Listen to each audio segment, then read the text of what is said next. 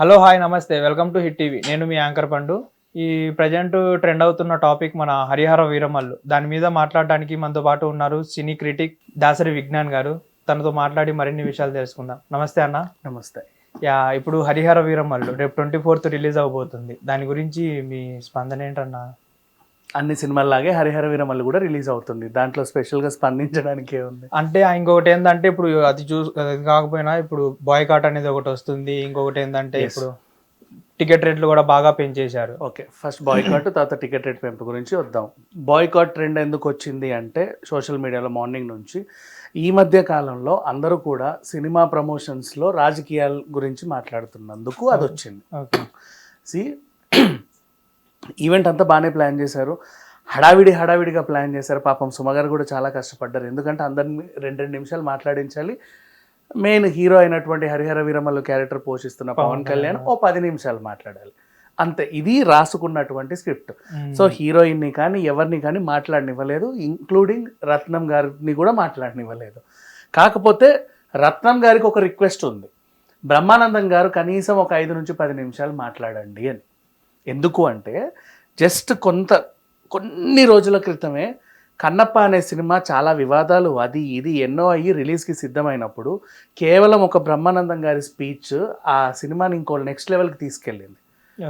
ఆయన ఒక టీచర్గా ప్రేక్షకులందరూ స్టూడెంట్స్ లాగా నీట్గా అసలు ఆ చరిత్ర ఏంటి అదేంటి మీరు ఎందుకు చూడాలనుకుంటున్నారని చెప్పడం వల్ల అది విని కూడా సినిమాకి వచ్చిన వాళ్ళు బోల్డ్ మంది ఉన్నారు. 2 టికెట్లు ఎక్స్ట్రా తెగుతాయేమో అన్న ఆశతో రత్నం గారు కూడా ఇది కూడా చరిత్రకు సంబంధించిన సినిమే కాబట్టి హరిహర వీరమల్లు గురించి 4 వాక్యాలు చెప్పండి అని బ్రహ్మానందం గారిని పంపడం జరిగింది. కాకపోతే సుమ గారు కొంచెం 2 నిమిషాలు మాట్లాడు అను కట్ చేసే అని చెప్పేసరికి ఆయన ఊహు అనలేక వెళ్ళిపోయాడు.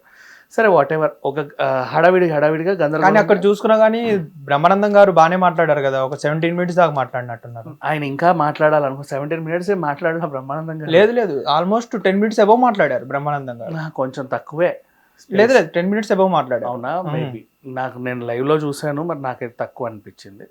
సరే వాట్ ఎవర్, ఇట్లా చాలామందిని కుదించారు. లాస్ట్కి ఏమొచ్చింది, ఈవెంట్ నీట్గా ఎండ్ అయిపోతే బాగుండేది. కాకపోతే రఘురామకృష్ణ గారేమో లాస్ట్ ఒక ఔరంగజేబుని ఓడించి ఈయన వచ్చాడు అనడం అక్కడ హర్ట్ అయ్యారు.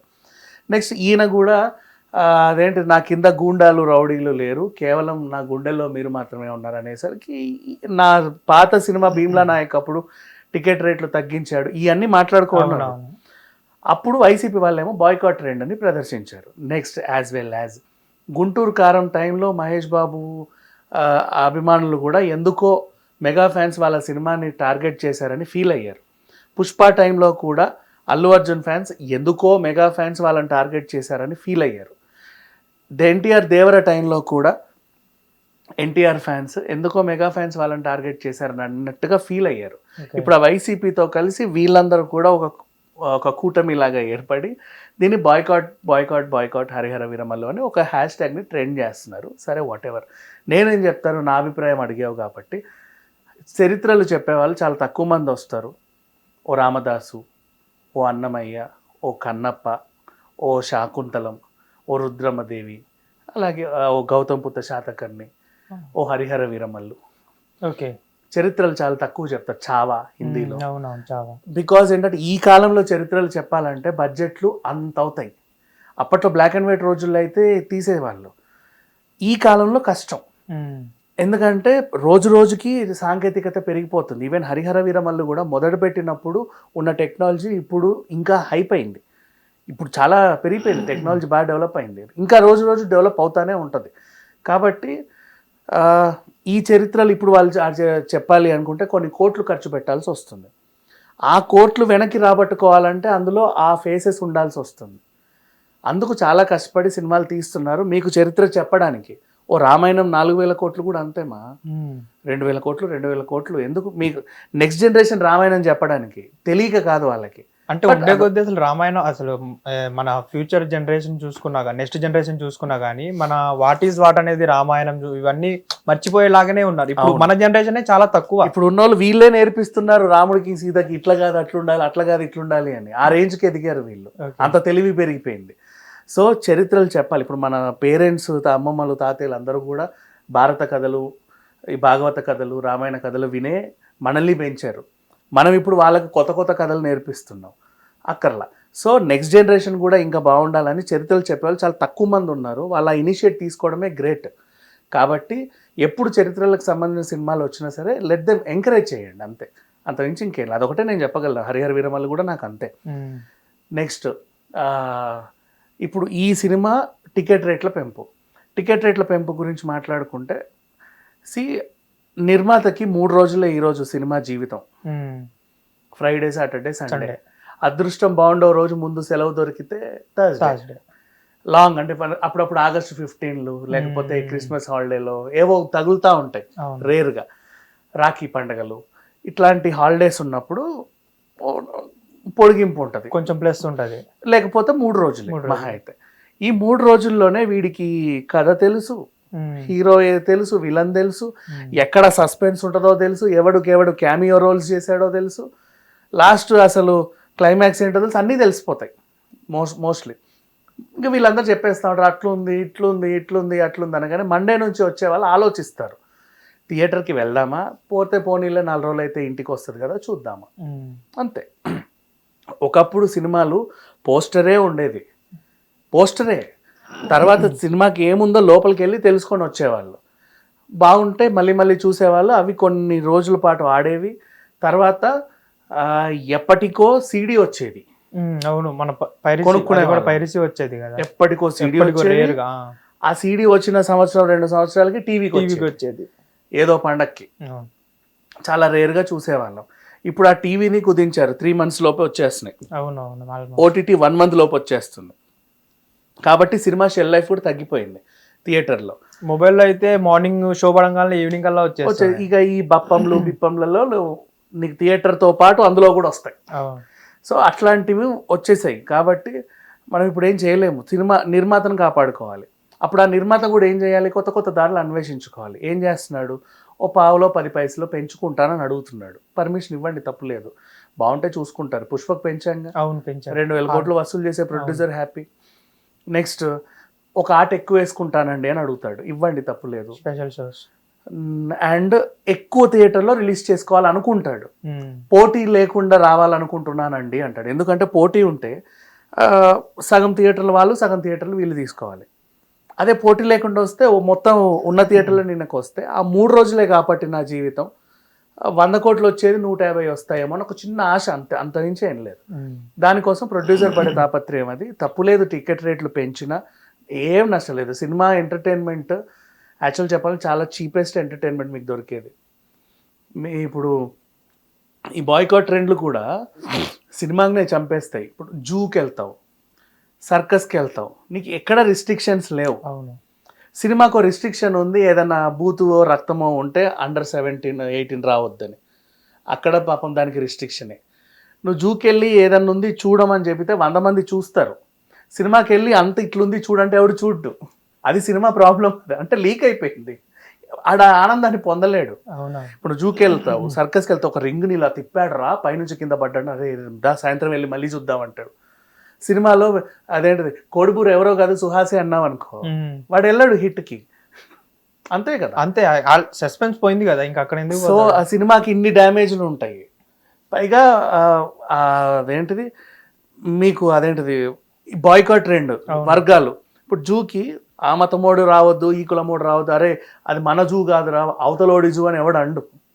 సినిమా అది మనోడిది కాదురా, పగోడి సినిమా అంటారు. అది అసలు ఎంతవరకు కరెక్ట్? బాయ్కాట్ ఎందుకు చేయాల్సి అసలు సినిమాకి బాయ్కాట్ చేస్తే సినిమా ఇండస్ట్రీ నెక్స్ట్ ఏంటిది అసలు? అదే వీళ్ళ వల్ల ఒరిగే ఉండవులే. కాకపోతే అలా ఒరిగేది లేదు అనుకున్నా, కానీ లాస్ట్ టైం మనం విశ్వక్సేన్ మూవీ చూసుకుంటే బాయ్కాట్ వల్లే కదా అంత ఎఫెక్ట్. నో చిచ్చి లైలా కంటెంట్ వల్ల పోయిందిలే. We accept. బాయ్కాట్ వల్ల ఆడేవాడు ఏదో వాగాడని గొర్రెలు మేకలు అన్నాడు కదా, వాడి వల్ల ఏం డ్యామేజ్ అవ్వాల. లైలాకి వాడి వల్ల ఏమీ అవ్వాల, వాడి వల్ల ఒరిగేది కూడా లేదు. వాడో బొంద ఎవడాడు మాట్లాడింది, మన 30 ఏళ్ళ ఇండస్ట్రీ వాడేగా, పృథ్వీరాజ్. వాడి వల్ల లైలాకి ఏం నష్టం ఏం లేదు. వాడు ఉన్నా ఒకటే లేకుండా ఒకటే. వాడి సినిమాలో కూడా వాడి క్యారెక్టర్ ఇంతే. లైలా డిస్టర్బ్ అయింది కంటెంట్ వల్ల. ఫస్ట్ హాఫ్ వరకు ఏదో చేసి సెకండ్ హాఫ్లో లైలాని తీసుకొచ్చారు. కొంతమందికి నచ్చింది, కొంతమందికి నచ్చలేదు, అంతే. అది విశ్వక్సేన్ వల్లే, కానీ వాడి వల్ల వాడి వల్ల అదే ఉండదు. నెక్స్ట్ ఈ బాయ్కాట్ ట్రెండ్ వల్ల ఏమవుతుందంటే ఇప్పుడు రెండు పార్టీలు వేరే వేరే అయినా వీళ్ళకి ఒకప్పుడు సినిమా ఈక్వల్గా ఉండేది, రాజకీయాలకి దూరంగా ఉండేది సినిమా, అందరూ చూసేవాళ్ళు. అవును. ఇప్పుడు ఏంటంటే నువ్వు ఇప్పుడు హరిహర వీరమల్లు బాయ్కాట్ అని వైసీపీ అన్నాడు, అవును. నువ్వు వైసీపీ ఫర్ ఎగ్జాంపుల్, నువ్వు అదే ఊర్లో ఉంటావు కదా, నువ్వు మొదటి షో థియేటర్కి వెళ్ళి రావడం అందరు చూస్తారు. నేను అన్న ఈడు అటు వెళ్ళొచ్చిండన్న, ఈయన్ని మన ఆఫీస్కి రానియకండి రేపటి నుంచి అని చెప్తారు. వాళ్ళు నీతో తిరగారు, మాట్లాడరు, నిన్ను వాళ్ళ వాట్సాప్ గ్రూప్లో ఉన్న రిమూవ్ అని చేసేస్తారు. ఇట్లాంటివి ఉంటాయి. అందుకు వాడు పోడు, భయపడి ఊరోళ్ళు అందరూ ఏమన్నా అంటారని. సో వాడికి పోకపోవడం వల్ల ఒక టికెట్ నష్టమేగా. అట్లాంటి నష్టం జరుగుద్ది, బాయ్కాట్ వల్ల ఉంటుంది. సో అన్ని కష్టాలు అనుభవించేది సినిమానే, మీకు తెలియదు. ఎంటర్టైన్మెంట్లో మీకు చాలా ఉన్నాయి, విహారయాత్రలు ఉన్నాయి, గుళ్ళు గోపురాలు ఉన్నాయి, సర్కస్లు, క్లబ్బులు, అన్ని ఎగ్జిబిషన్లు బోల్డ్ ఉన్నాయి. వేటికి నష్టం లేదు. అవి మీరు ఒకసారి వెళ్ళినోడు ఇంకో 10 మందిని తీసుకెళ్తాడు. సినిమా ఒకసారి వెళ్ళినోడు వల్ల 10 మంది పోరు, తెలుసా? అందుకని చెప్పేసి ఆ 3 రోజుల సినిమాని బతికించడానికి టికెట్ రేట్ల పెంపు ఇట్లాంటివన్నీ ఉంటాయి. పర్వాలేదు, ఎంకరేజ్ చేయండి. ఓ రోజు ముందు కూడా తొక్కిసలాటలు లేకుండా, థియేటర్లో గొడవలు చేయకుండా, కుర్చీలు ఇరగొట్టకుండా, తెరని ఖరాబ్ చేయకుండా హ్యాపీగా ఎంజాయ్ చేసి వస్తే ఏ ప్రాబ్లం ఉండదు. నిన్న ప్రీ రిలీజ్ ఈవెంట్లో చూసుకున్నా కానీ మన సినీ ఇండస్ట్రీ వాళ్ళు చాలా తక్కువ మంది ఉన్నారు. మొత్తం పొలిటికల్ రెండు తెలుగు రాష్ట్ర సినీ ఇండస్ట్రీ మినిస్టర్స్, అలాగే కర్ణాటక నుంచి వచ్చారు కొంతమంది, మన త్రిపులార్ గారు. ఇండస్ట్రీ వాళ్ళని పిలవకుండా ఓన్లీ పొలిటికల్ వాళ్ళని పిలవడానికి ఎలా చూస్తున్నారు? ఏదో పిలుచుకున్నారులే, తప్పేం లేదు. కాకపోతే ఏంటంటే వాళ్ళు కూడా ముందే ఏం చెప్పారంటే 1000 నుంచి 1500 వరకు మాత్రమే రావాలి, ఈ టైంకి స్టార్ట్ చేసి ఈ టైంకి ముగించుకొని వెళ్ళాలని రిస్ట్రిక్షన్ పెట్టారు. కాబట్టి వాళ్ళు కూడా అలా పెట్టుకోవాల్సి వచ్చింది. ఇందులో నేను ఒకటి ప్రశంసిస్తా, సినిమా వాళ్ళు కూడా రాజకీయాలు మాట్లాడుతున్నారు కదా. కొత్తగా సినిమాటోగ్రఫీ మంత్రి అయిన కోమటిరెడ్డి అని శ్రీధర్ రెడ్డి గారు సాగర్ 100 సినిమాకి వచ్చారు. అవునవును, 100 సినిమా గురించే మాట్లాడాడు ఆయన. ఎవరిని విమర్శించాలా, ఎవరిని తిట్టాలా, ఎవరికి కౌంటర్ ఇవ్వాలా, ఏమి ఇవ్వాలా తెలుసా? ఆ సాగర్ ఒకప్పుడు మొగల్ రేకులు, మా పని మనిషి నాకు టీ పెట్టేది కాదు, ఈయనేమో ఇలా ఉన్నాడు, సినిమాకు మేము కావాల్సిందంతా చేస్తాం, హ్యాపీగా ఉండండి, సినిమా గురించే.